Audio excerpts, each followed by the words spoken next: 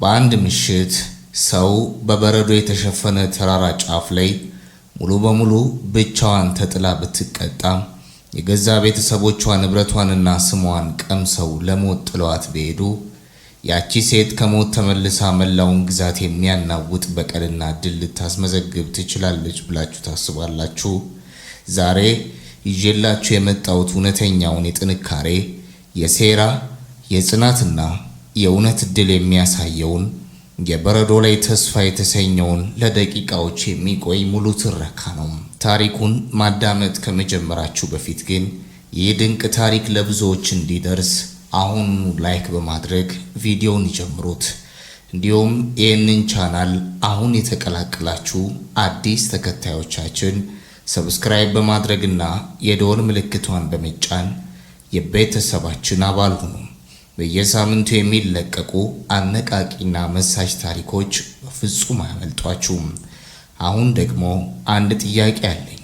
ይህንን ድንቅ ታሪክ ከየትኛው የዓለማችን ክፍል ሆናችሁ እየተከታተላችሁ ነው? ሀገራችሁንና ከተማችሁን ኮሜንት ላይ ጻፉልኝ። ሁላችሁንም ሰላም ለማለት ዝግጁ ነኝ። አሁን በቀጥታ ወደ ታሪኩ እንለፍ። በበረዶ ላይ የተጣለው ተስፋ። መልካም ቆይታ። አንዳንድ ጊዜ የአንድ ሰው ሕይወት የሚቀየረው በዓመታት ውስጥ ሳይሆን በአንድ ምሽት፣ በአንድ ቅጽበት፣ በተለይም ያ ቅጽበት በበረዶ በተሸፈነ ተራራ ጫፍ ላይ በሚሆንበት ጊዜም። የፓይን ግላስ ተራሮች ጸጥታ ተራ ጸጥታ አይደለም። ቁመቱ ከፍ ያለበት ቦታ ላይ የሚነፍሰው ንፋስ አጥንት ውስጥ የሚገባ ቅዝቃዜ አለው። ኒያ በበረዶ ላይ ተኝታ ነበር። በዙሪያ ያለው ዓለም ነጭና ጨለማ የተደባለቀበት ሲሆን የመጨረሻዎቹ የእግር መንገድ አሻራዎች በነፋሱ እየተደመሰሱ ነበር። የወንድሟ የከርቲስ ድምፅ፣ የእናቷ የጸጥታ እርምጃዎች፣ የዴኒዝና የዌድ ሳቅ፣ ሁሉም ወደ እሷ ሳይሆን ከእሷ እየራቁ ነበር የመጡት። ባካችሁ አለች በዝቅተኛ ድምፅ። ከንፈሮቿ በቅዝቃዜ ምክንያት ደንዝዘው ነበር። እባካችሁ አትተውኝ። ነገር ግን ማንም አልተመለሰም። የስልኳ ባትሪ አልቆ ነበር። የመኪናዋ ቁልፍ በከርቲስ ኪስ ውስጥ ነበር። የኩባንያው ሰነዶች፣ ስሟ፣ በቤተሰቧ ውስጥ የነበራት ቦታ ሁሉ በዚያው ምሽት ተወስዶባታል። ቤተሰቧ በዛፍ ስር ጥለዋት ሲሄዱ በቀላሉ በረዶው ስራውን እንዲጨርስ ታስቦ የተደረገ ነገር ነበር። ኒያ በውስጥ ድምፅ እንዲህ ትላለች። ለ3 ዓመታት ያህል አባቴ ለገነባው ኩባንያ ደሜንና ላቤን ገብሬያለሁ። በየቀኑ ከጧቱ 12 ሰዓት እስከ ምሽት 4 ሰዓት ሰራ ነበር። ከርቲስ በፖለቲካዊ ጨዋታዎች ሲጠመድ፣ ዴኒዝ በፋይናንስ መዝገቦች ላይ ስትጫወት፣ እኔ ግን እውነተኛውን ስራ ሰራ ነበር። አሁን ግን እዚህ ነኝ፣ ያለምንም ነገር በበረዶ ላይ። በዚያ ምሽት ኒያ 2 ምርጫዎች ነበሯት። በዚያው በረዶ ላይ ተኝታ መጨረሻዋን መጠበቅ ወይም ደግሞ እግሮቿ እስኪደነዝዙ ድረስ መንቀሳቀስ። በጃኬቷ ኪስ ውስጥ እጇን ስትሰድ አንድ ትንሽ ደረቅ ነገር ጨበጠች። የእንጨት ሳጥን። በውስጡ የአባቷ የነሐስ ኮምፓስ ነበረም። አባቷ ገና ትንሽ ልጅ እያለች ፍሮትስ ላይን ፓስ ላይ ያስተማራትን ቃል አሰበች። መጥፋት ማለት መጨረሻ ማለት አይደለም። ኮምፓሱ የት እንዳለ ወይም ምን ያህል እንደደከመ አይጨነቅም። እሱ የሚያሳየው ሁልጊዜ ትክክለኛውን ሰሜን ብቻ ነው። ከሱ ተነስተ አቅጣጫን ታገኛለህ። ኒያ በበረዶ ላይ በጉልበቷ ቆመች። እጆቿ እየተንቀጠቀጡ ቢሆንም ወደፊት መሄድ ጀመረች። ከ4 ሰዓታት አሰቃቂ ጉዞ በኋላም በዚያ ምሽት በዚያ መንገድ የማያልፈው የጂኦሎጂ ምርምር ቡድን መብራት በበረዶ ውስጥ በርቶ ታያት። የብርሃኑ ብልጭታና የሞተሩ ድምፅ የመጨረሻው ትዝታዋ ነበር። ኒያ አይኖቿን ስትከፍት ያገኘችው በፓይን ግላስ ተራራ ላይ የነበረውን ጥቁርና ነጭ ጨለማ ሳይሆን የሆስፒታል ክፍልን ነጭ ጣሪያና የካሊፎርኒያ የጠዋት ፀሐይን ነበር። ሰውነቷ በሙሉ የተጠላለፈባቸው የሕክምና ቱቦዎች አሉ። እጆቿ በታሰሩበት የጨርቅ ፋሻ ስር ያለው ቅዝቃዜ ገና አለቀቃትም። ዶክተር ኤለን ማየር የምርምር ቡድኑ ባደረሰችበት የፈረስ ተራራ የድንገተኛ ሕክምና ማዕከል ዋና ሐኪም በዚህ ፋይል ይዘው ወደ ክፍሉ ገቡ። ዶክተር ኤለን አትነሺ፣ እንቅስቃሴ አድርጊ ያልልሽም። የሰውነትሽ ሙቀት ቦዲ ቴምፕሬቸር ከ31 ዲግሪ ሴንቲግሬድ በታች ወርዶ ነበር የመጣሽው። ከባድ የፈረሰ በረዶ ጥቃት ወይም ኤክስትሪም ፎሬስት ባይትል ደርሶብሻል። በ5 ደቂቃ አርፍደሽ ቢሆን ኖሮ ልብሽ ይቆም ነበር አለቻት። ኒያ በደረቀ ድምፅ ስንት ቀን ሆኖኛል? ዶክተር ኤለን 3 ቀን ሙሉ በኮማ ውስጥ ነበርሽ። የሕክምና ባልደረቦቻችንና የኦሬጎን የበረዶ አድን ቡድኖች በህይወት መትረፍሽን እንደ ታምር ነው የሚያዩት። ነገር ግን ዶክተር ኤለን አስቆመቻት። በፖሊስ ዘንድ ማንም የጠፋ ሰው እንዳለ አላመለከተም። ስልክሽና መታወቂያሽ አልነበረም። ቤተሰቦችሽን ለማግኘት ጥረት አድርገን ነበር። ነገር ግን በፓይን ግላስ ሪዞርት በኩል የተገኘው መረጃ እንደሚያሳየው የሆሎዌይ ኢንተርፕራይዝስ ዋና አስተዳዳሪዎች በሙሉ ተራራውን ለቀው ወደ ሲዳር ሃሎ መመለሳቸውንና ኒያ በራሷ ፍላጎት ለእረፍት እንደቀረች ተናግረዋል። በራሷ ፍላጎት ኒያ አይኖቿን ጨፈነች። በልቧ ውስጥ ያለው ህመም በበረዶ ከተጎዱት እጆቿ በላይ ይቃጠል ነበር። ከርቲስ፣ ዴኒዝ እና ዌይድ ተራራው ላይ ጥለዋት ከሄዱ በኋላ የተናገሩት ውሸት ዝግጁ ነበር። እሷ እዚያው ተራራ ላይ ሞታ በበረዶ ትሸፈናለች ብለው ጠብቀው ነበር። ኒያ በውስጧ እንደዚህ አለች። ምንም አይነት ስልክ አልደወሉም። ምንም አይነት የፍለጋ ቡድን አላሰማሩም። ለነሱ እኔ የሞትኩ አካል ነኝ። አባቴ የገነባውን ሁሉ ወስደው እኔን ደግሞ በታሪክ መዝገብ ውስጥ እንደ ጠፋች ሴት ሊጽፉኝ ይፈልጋሉ። በዚያ ቅጽበት የሆስፒታሉ በር ተከፈተም። የገባው ሰው ዶክተር አልነበረም። እድሜው በ60ዎቹ አጋማሽ የሚገኝ ረዥም የለበሰ ኮት በኦሬጎን የጥቅጥቅ ጫካና የእንጨት ጠረን ያሸተተ ሰው ነበር። ማርከስ ዌብ በሰሜን ምዕራብ አሜሪካ የሚገኘው ትልቁ የእንጨትና የከባድ ማሽነሪዎች ጥቃቅን አቅራቢ ብሪያርስቶን ኢንዱስትሪስ ባለቤት። ማርከስ ዌብ ስሜ ማርከስ ይባላል። ተራራው ላይ ያገኙሽ የጂኦሎጂስቶች የኔ ሰራተኞች ናቸው። ኒያ አመሰግናለሁ፣ ህይወቴን ስላዳኑት አመሰግናለሁ አለች። ማርከስ ዌብም እኔ ህይወትሽን አላዳንኩም፣ አንቺ ነሽ እስከ መጨረሻው እየታገልሽው። ሰራተኞቼ ሲያገኙሽ እጅሽ ላይ አንድ ትንሽ የእንጨት ሳጥን አጥብቀሽ ጨብጠሽ ነበር። ልንወስድብሽ ስንሞክር እንኳን አልለቀቅሽውም። ማርከስ ዌብ በጥልቀት እየተመለከታት በዚያ ተራራ ላይ ምን እንደተከሰተ አላቅም፣ ነገር ግን የሆሎዌይ ኢንተርፕራይዝስ አርማ በኮምፓሱ ላይ አለ። የቶማስ ሆሎዌይ ልጅ ነሽ? ኒያ ለጥቂት ሴኮንዶች ዝም ካለች በኋላ ነበርኩ። ነገር ግን ያቺ ኒያ ሆሎዌይ በዚህ ተራራ ላይ በበረዶ ተሸፍና ሞታለች። ማርከስ ዌብ ፈገግ ብለው ጥሩ፣ ምክንያቱም በህይወት ያለችው ኒያ የሚያስፈልጋት እዝነት ሳይሆን አዲስ መነሻ ነው። ሆሎዌይ ኢንተርፕራይዝስ በቅርቡ በሲዳር ሃሎ ትልቅ የቦርድ ስብሰባ እንዳለውና የኒያን የድርሻ ውርስ ለከርቲስ ለማስተላለፍ እየሰራ እንደሆነ ሰምቻለሁ። አንቺ ምን ለማድረግ አስበሻል? ኒያ እውነቱ ሳይገለጥ የገነቡት ውሸት ሙሉ በሙሉ እንዲጠናቀቅ ፈልጋለሁ። ወደ ሲዳር ሃሎ አሁን አልመለስም። ማርከስ ዌብ እና ወዴት ትሄጃለሽ? ኒያ ኮምፓሱን በእጇ እየጨበጠች ወደ ኦሬጎን መሄድ ፈልጋለሁ። ከዜሮ የሚጀምርበት ቦታ ኦሬጎን፣ የብሪያርስቶን የኢንዱስትሪ ቀጠና። እዚህ ቦታ የሲዳር ሃሎ የቅን ቢሮክራሲና የቅንጦት ቢሮዎች የሉም። እዚህ ያለው ጭስ፣ ዘይት፣ የብረት ድምፅና ጠንካራ ስራ ብቻ ናቸው። ኒያ ሆስፒታል ወጥታ ወደ ብሪያርስቶን ስትመጣም የለበሰችው ቀላል ልብስና በእጇ የያዘችው የአባቷ ኮምፓስ ብቻ ነበር።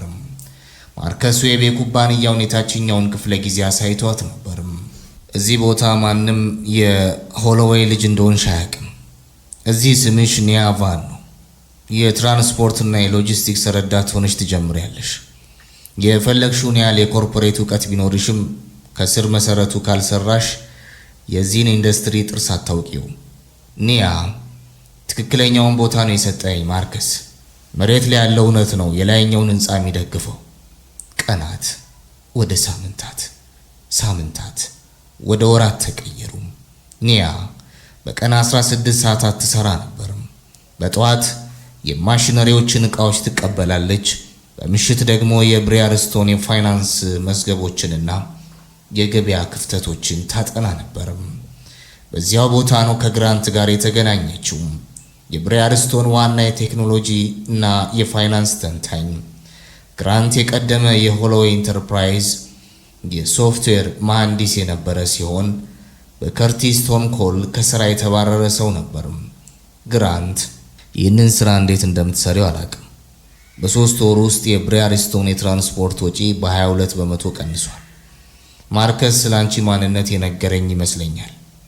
ኒያ ሳቅ ብላ ምን አቀረበልህ? ግራንት ስምሽን አልነገረኝም፣ ነገር ግን የሆሎዌይን ግዛት የሚያፈርስ ሰው ከፈለግ እሷን ተከተላት ብሎኛል። ኒያ ክሪስቲና ዌይድ አሁን በሲዳር ሆሎ ምን እያደረጉ እንደሆነ ታውቂያለሽ? ንገረኝ አለች ኒያ። ግራንት ስክሪኑን እያሳያት የሆሎዌይ ኢንተርፕራይዝን ዋና የሀብት ክፍሎች እያሸጡት ነው። አይረን ሊፍ የሚባል አዲስ የሼል ኩባንያ ሼል ካምፓኒ አቋቁመው የሆሎዌይን ዕዳዎች ወደ እሱ እያዛወሩት ነው። በአንድ ዓመት ውስጥ የሆሎዌይ ኢንተርፕራይዝስ ይከስራል። ከዚያም አይረን ሊፍ ኩባንያውን በርካሽ ዋጋ ይገዛዋል።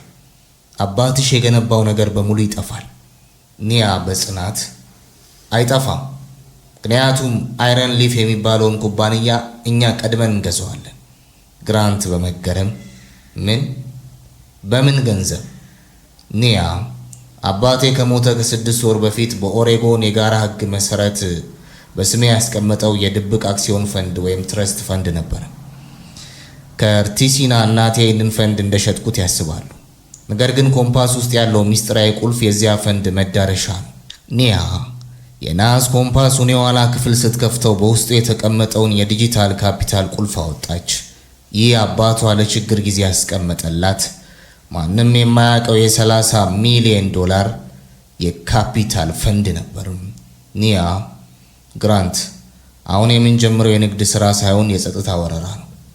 ብሪያርስቶን ከጀርባችን አድርገን የሆሎዌይ ኢንተርፕራይዝስ ዕዳዎችን በሙሉ በሴራው መስመር አቀብለን እንገዛዋለን።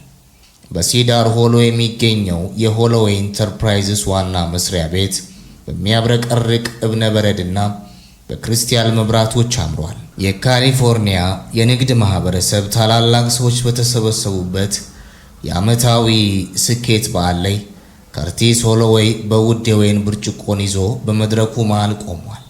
በአጠገቡ እናቱ ዴኒዝ ሆሎዌይ እና ዋና የፋይናንስ አማካሪ ዌይድ ነበሩ። ሶስቱም በፊታቸው ላይ አሸናፊ የሚመስል ፈገግታ ተላብሰዋል። ክሪስቲና በኩራት ድምፅ ለሆሎዌይ ኢንተርፕራይዝስ አዲስ ምዕራፍ፣ አባታችን ቶማስ የጣለውን መሰረት እኛ ወደ ዘመናዊ የኢንቨስትመንት ዓለም አሸጋግረነዋል። ባለፉት ወራት ኩባንያችን ያሳየው የትርፍ እድገት አዲሱን አመራር ጥንካሬ የሚያረጋግጥ ነው። ዴኒዝ በስሜት አንዳች ነገር እንደጎደለ በማስመሰል በዚህ ታላቅ ምሽት እህታችሁ ኒያ ከኛ ጋር አለመኖሯ ያሳዝናል። ከፓይን ግላስ ተራራ ውሎዋ በኋላ ሁሉንም ነገር ጥላ ወደ አውሮፓ ለረጅም ረፍት ለመሄድ ያደረገችውን ውሳኔ እናከብራለን፣ ምንም እንኳን ስራችንን ብታበላሸው። የተሰራው የሐሰት ትረካ የተሟላ ነበር። ኒያን ኃላፊነት የማትወስድ የኩባንያውን ገንዘብ አባክና የጠፋች እንደሆነች አድርገው ለቦርዱ አቀረቡ። ስሟን ከቦርድ አባልነት ሰረዙት። የሥራ ድርሻዋን ከርቲስ ወሰደም። የባንክ አካውንቶቿን በሙሉ እገዳ ጣሉባቸው። ነገር ግን ከዚህ የሚያብረቀርቅ ግድግዳ ጀርባ እውነታው በፍጹም ሌላ ነበር። ከበዓሉ በኋላ በነበረው ምሽት በከርቲስ የግል ቢሮ ውስጥ ከባድ ጭቅጭቅ ተነሳ። ዌይድ የፋይናንስ ሪፖርቱን በጠረጴዛው ላይ በቁጣ ጣለው። ከርቲስ ድራማውን ለአክሲዮን ማህበሩ አቁመው፣ እውነቱን ተጋፈጠው። የፓይን ግላስ ፕሮጀክት ሙሉ በሙሉ ከስሯል። አቅራቢዎች ክፍያቸውን እየጠየቁ ነው። የቻይናውያን የብረታ ብረት ኮንትራት ተሰርዟል። የኒያን ፊርማ አስመስለን የወሰድነው የ40 ሚሊዮን ዶላር ብድር አሁን መከፈል አለበት። ከርቲስ በቁጣ ድምፅህን ቀንስ፣ ማናወቀ ብለህ ነው? ኒያ ተመልሳ አትመጣም። በዚያ በረዶ ላይ መትረፍ የምትችልበት ምንም እድል አልነበረም። ዴኒስ እጆቿ እየተንቀጠቀጡ ከርቲስ፣ ፖሊሶቹ ወይም የፋይናንስ መርማሪዎቹ መጣራት ቢጀምሩስ? የኒያ አካል ካልተገኘ የሞት ምስክር ወረቀቱን ማውጣት አንችልም። ያለ እሷ ፊርማ ደግሞ አክሲዮኖቿን ወደ አይረን ሊፍ ማዛወር ህገወጥ ነው። ከርቲስ እናት አትጨነቂ። ወይድ ያዘጋጀው አይረን ሊፍ የተባለው የሼል ኩባንያ የሆሎዌይን ዕዳዎች በሙሉ ይወስዳል። ኩባንያውን ላንቃው እስኪወጣ በዕዳ እንሞላዋለን፣ ከዚያም ይከስራል። ዋናዎቹን የሀብት ምንጮች ግን በርካሽ ዋጋ ወደ አይረን ሊፍ እናዘዋውራቸዋለን። ማንም የሚያውቀው ነገር አይኖርም። ነገር ግን ከርቲስ እና ወይድ ያላወቁት አንድ ትልቅ እውነት ነበረም። አይረን ሊፍ በሚባለው የሼል ኩባንያ የባንክ መዝገብ ውስጥ እያንዳንዱን የገንዘብ ዝውውር በቅርበት የሚከታተል ድብቅ አይን ነበርም። በኦሬጎን በብሪያንስቶን የቴክኖሎጂ ማዕከል ውስጥ ኒያን ግራንት ጥቁር ስክሪኖችን ተመልክተው ይቀመጣሉ። የክሪስቲና የወይድ እቅድ በሙሉ በስክሪኑ ላይ በግልጽ ይታያል። ግራንት፣ ኒያ ልክ እንዳልሽው ነው። ወይድ የሆሎ ኢንተርፕራይዝን 60 በመቶ ዕዳ ወደ አይረን ሊፍ አዛውሮታል። በአጠቃላይ 85 ሚሊዮን ዶላር የቦንድ ዕዳ በየገበያው ላይ ተበትኗል። ይህንን ዕዳ መክፈል ካልቻሉ አይረን ሊፍ የሆሎዌይን ዋና ንብረቶች በሙሉ በአራጅ ይረከባል። ኒያ በጥልቀት እያሰበች ከርቲስ አባቴ የገነባውን ታሪክ ለአይረን ሊፍ አሳልፎ ለመስጠት እየተጣደፈ ነው። አይረን ሊፍ የባለቤትነት ድርሻ በካይማን ደሴቶች በኩል የተመዘገበ በመሆኑ ማንም ባለቤቱ ማን እንደሆነ ማወቅ አይችልም ብሎ አምኗል። ግራንት ፈገግ ብሎ እንዲህ አለ፣ ነገር ግን ባለፉት 48 ሰዓታት ውስጥ እኛ ምን አደረግን? ኒያ ቆራጥ በሆነ ድምፅ በኦሬጎን ካፒታል ፈንድና በአባቴ ሚስጥራዊ የትረስት ፈንድ አማካይነት በገበያው ላይ የወደቁትን የአይረን ሊፍ ቦንዶችና የሆሎዌይ ኢንተርፕራይዝን 51 በመቶ የብድር ዕዳዎች በሙሉ ገዝተነዋል። አሁን የሆሎዌይ ኢንተርፕራይዝስ ትልቁ ባለዕዳና የአይረን ሊፍ ዋና ባለ አክሲዮን እኔ ነኝ። የወንድሟና የእናቷ ሴራ ራሳቸውን መደምሰሱ አቅጣጫ እየተመራ ነው። ኒያ የሰራችው ወረራ ያለምንም ሽብር ያለምንም የጫጫታ መግለጫ የተደረገ ነበር። በሕግ አሰራር መሰረት የአንድ ኩባንያ ዋና ባለዕዳ የሆንክ ዕለት የኩባንያውን የፋይናንስ እንቅስቃሴ በሙሉ የማገድ የቦርድ አባላቱን የመሻርና የኦዲት ፍተሻ የማዘዝ ሙሉ በሙሉ መብት ይኖርሃል። ማርከስ ዌብ በስልክ እንደዚህ አለ። ኒያ የሲዳር ሆሎ የንግድ ፍርድ ቤትና የቦርድ አባላት ለነገ ጠዋት 4 ሰዓት ድንገተኛ የባለ አክሲዮኖች ስብሰባ ጠርተዋል። ከርቲስ የሆሎ ኢንተርፕራይዝን ማክሰር በይፋ ሊያውጅና ንብረቱን ሊያዛውር ነው። ዝግጁ ነሽ? ኒያ የአባቷን የናስ ኮምፓስ በእጇ አጥብቃ እየጨበጠች ማርከስ ካበደርኳቸው 85 ሚሊዮን ዶላር በተጨማሪ የከርቲስን የፋይናንስ ማጭበርበር፣ የእናቴን የሰነድ ማዛወርና በፓይን ግላስ ተራራ ላይ የተፈጸመውን የነፍስ ግድያ ሙከራ የሚያረጋግጡ ሁሉንም ማስረጃዎች ያዝ። ነገ ጠዋት ኒያ ሆሎዌይ ከሞት ትነሳለች አለች። የነገው የቦርድ ስብሰባ ከመካሄዱ በፊት ያሉት 12 ሰዓታት በኒያ ሕይወት ውስጥ ረዥሙና ወሳኙ የሰዓት ቆጠራ ነበሩ። ብሪያንስቶን የሕግ አማካሪዎች ቢሮ ውስጥ መብራት አልጠፋም።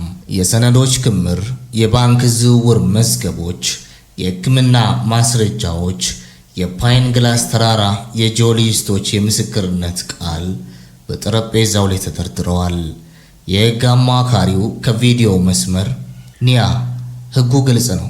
ከርቲስ እና ወይድ የፈረሙት የዕዳ ማዛወሪያ ሰነድ ላይ የእንቅስቃሴ እገዳ ለማስጣል የካሊፎርኒያ የንግድ ፍርድ ቤት አስቸኳይ ትዕዛዝ ወይም ኢመርጀንሲ ኢንጀክሽን ያስፈልገናል።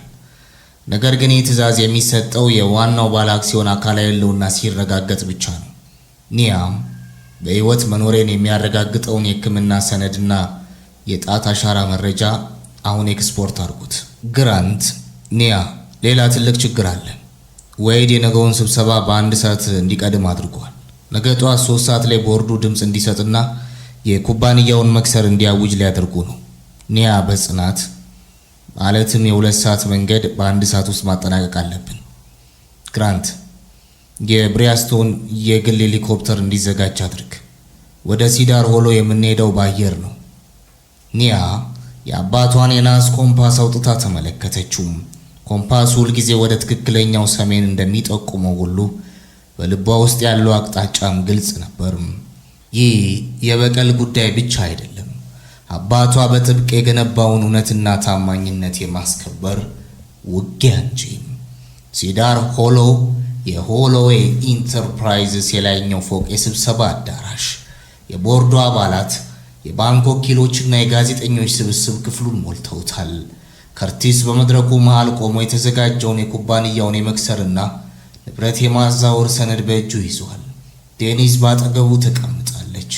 ፊቷ ላይ ምንም አይነት የህሊና ቅሬታ አይታይም። ከርቲስ ውድ የቦርድ አባላትና አባል አክሲዮኖች፣ የሆሎዌይ ኢንተርፕራይዝ ዕዳ ከቁጥጥር ውጭ ሆኗል። ኩባንያውን ከሙሉ ውድቀት ለማዳን ንብረቶቹን ወደ አይረን ሊፍ የማዛወር ውሳኔ የመጨረሻው መፍትሄ ነው። አሁን ድምፅ እንሰጣለን። ኒያ ከበሩ በር ያ ድምፅ እንዳይሰጥ እገዳ ተጥሏል። የስብሰባው አዳራሽ በሙሉ በዝምታ ተዋጠ። በበሩ ላይ የቆመችው ሴት የሞተች ተብላ የተነገረላት በበረዶ ተሸፍና ቀርታለች የተባለችው ኒያ ሆሎዌይ ነበረች። የለበሰችው ጥቁር ኮት፣ የጸና አቋሟና በእጇ የያዘችው የፍርድ ቤት ትዕዛዝ ሙሉ በሙሉ እያስገርም ነበር። ከርቲስ እየተንተባተበ ፊቱ በድንጋጤ ነጭ የሆነ ኒያ ይሄ ሊሆን አይችልም፣ አንቺ አውሮፓ ነበርሽ? ኒያም ቀስ ብላ ወደ መድረኩ እያመራች የእግር ኮቴዋ በአዳራሹ እያስተጋባ አውሮፓ አልነበርኩም ከርቲስ፣ በፓይን ግላስ ተራራ ላይ አንተና እናቴ ጥላችሁኝ በሄዳችሁበት በረዶ ውስጥ ነበርኩ። ዴኒዝ በድንጋጤ ቆማ ልጄ አንቺ በሕይወት አለሽ? ኒያ እናቷን በብርድ አስተያየት እያየች ልጅሽ በዚያ ተራራ ላይ ሞታለች። እዚህ የቆምኩት ግን የሆሎዌይ ኢንተርፕራይዝስ ዋና ባለዕዳ 51 በመቶ የአክሲዮን ባለቤትና የአይረን ሊፍ እውነተኛ ባለቤት ሆኜ ነው። ኒያ ለቦርዱ አባላት ይህ ሰነድ የካሊፎርኒያ የንግድ ፍርድ ቤት የሰጠው አስቸኳይ እንቅስቃሴ እገዳ ነው። ከርቲስ ሆሎዌይ፣ ዴኒዝ ሆሎዌይ እና ዌይድ የሰሩት የፋይናንስ ማጭበርበር፣ የሰነድ ምስረታና የሰው ሕይወት ለማጥፋት የተደረገ ሙከራ በሙሉ በፌዴራል ፖሊስ እጅ ገብቷል። የፌዴራል ፖሊስ አባላት ወደ ስብሰባው አዳራሽ ገቡ። ከርቲስ እና ዌይድ ያለምንም ተቃውሞ ካቴና ተጠረቀቁም። ዴኒዝ በወንበሩ ላይ ተቀምጣ እያለቀሰች ኒያን ትመለከት ነበር። ዴኒዝ በእንባ ድምፅ ኒያ እባክሽን፣ እኔ እናትሽ ነኝ። ኒያ ወደ እናቷ ቀረብ ብላ ድምጿ በጣም ረጋ ያለ ነገር ግን የጸና ሆኖ እናት ልጇን በበረዶ ተራራ ላይ ጥላ አትሄድም። አባቴ ይህንን ኩባንያ የገነባው በቅንነት ነው። እናንተ ግን በስግብግብነት አፈረሳችሁት። አሁን ሕጉ ስራውን ይሰራል። እኔ ደግሞ የአባቴን ታሪክ መልሳለሁ አለች። ከ2 ሳምንት በኋላ የሆሎዌይ ኢንተርፕራይዝስ ዋና ቢሮ እንደገና ተከፈተም። የኩባንያው የፋይናንስ መዝገቦች በሙሉ በግራንትና በብሪያስቶን ኦዲተሮች ተስተካከሉ። የነበሩት ዕዳዎች በሙሉ ተከፍለው ኩባንያው አዲስ የልማት ምዕራፍ ጀመረም። ኒያ በአባቷ ቢሮ ውስጥ በመስኮት አቅጣጫ ቆማለች። የካሊፎርኒያ የጠዋት ፀሐይ በክፍሉ ውስጥ በርታለች። ማርከስ ዌብ ወደ ቢሮ ገብቶ ባጠገቧ ቆመ። ማርከስ ዌብ ሁሉንም ነገር መለስሽው ኒያ። ኩባንያው አሁን ከበፊቱ ይልቅ ጠንካራ ሆኗል። የሰራተኞቿ አመኔታ ተመልሷል። ኒያ በእጇ ያለው የናስ ኮምፓስ ላይ ጣቶቿን እያሳለፈች ኩባንያውን የመለስኩት እኔ አይደለሁም ማርከስ፣ እውነቱ ነው። አባቴ ሁልጊዜ ይነግረኝ የነበረው ነገር ትክክል ነበር። መንገድ ሲጠፋብህ አቅጣጫ የሚወሰነው በምትቆምበት ቦታ ሳይሆን በልብ ውስጥ ባለው ኮምፓስ ነው። ማርከስ ዌብ ፈገግ ብሎ እና አሁን ትክክለኛውን ሰሜን ወዴት ያመለክታል? ኒያ ኮምፓሱን ዘግታ ኪሷ ውስጥ እያስገባች በፈገግታ ወደፊት ያለምንም ፍርሃት። የኒያ ሆሎዌይ ታሪክ እዚህ ላይ ያበቃል። ነገር ግን በጽናት በእውነትና በጥንካሬ የተገነባው አዲሱ አቅጣጫም ገና አሁን ተጀመረም።